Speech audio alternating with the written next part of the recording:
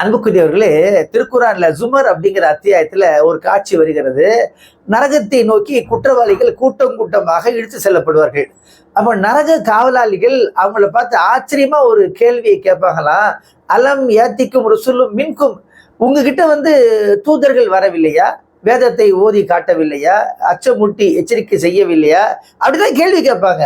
அப்ப அந்த குற்றவாளிகள் சொல்லுவாங்களாம், காலு பலா, ஆமா ஆமா சொன்னாங்க அப்படின்னு இவங்க பதில் சொல்லுவாங்களாம். ஆக அன்புக்குரியவர்களே, இங்கே நாம் எண்ணி பார்க்க வேண்டும்.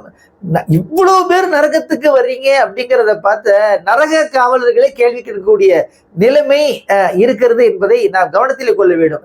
ஆக 4 விதமான எச்சரிக்கை கட்டங்களை இறைவன் படைச்சிருக்கிறாங்க. ஒன்று என்னன்னு கேட்டீங்கன்னா, நம்முடைய உள்ளுணர்வு. உங்களுக்கு நன்மை எது தீமை எது அப்படின்னு நீங்க போய் தேடி அலைய தேவையில்லை. ஆக நன்மையான காரியம் செய்கின்ற போது உள்ளத்திலே ஒரு அமைதி, ஒரு மகிழ்ச்சி, ஒரு நிம்மதி, ஒரு சந்தோஷம் வருவதை நீங்கள் பார்க்கலாம். அதே நேரத்தில் குற்றம் செய்கின்ற பொழுது, தவறு செய்கின்ற பொழுது அங்கே கில்ட்டி கான்சியஸ் உருவாகுது. நமக்கே தெரியும் இல்லையா?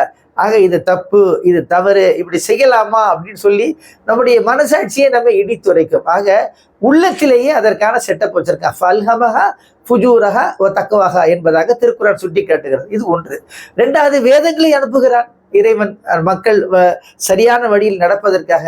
3வது, தூதர்களை அனுப்புகின்றான். ஆக நமக்கெல்லாம் வந்தவர்கள் தான் பெருமானார் நபிகள் நாயகம் ஸல்லல்லாஹு அலைஹி வஸல்லம் அவர்கள். 4வதாக, நல்லோர்கள் அவ்வப்போது அற காரியங்களை ஆற்றிக் கொண்டிருக்கின்றார்கள், நல்ல விஷயங்களை எடுத்து சொல்லிக் கொண்டிருக்கின்றார்கள், நன்மையின் பக்கம் ஏவுகின்றார்கள், தீமையை விட்டு தடுக்கின்றார்கள். அந்த காரியத்தை தொடர்ந்து செஞ்சுக்கிட்டே இருக்கிறாங்க.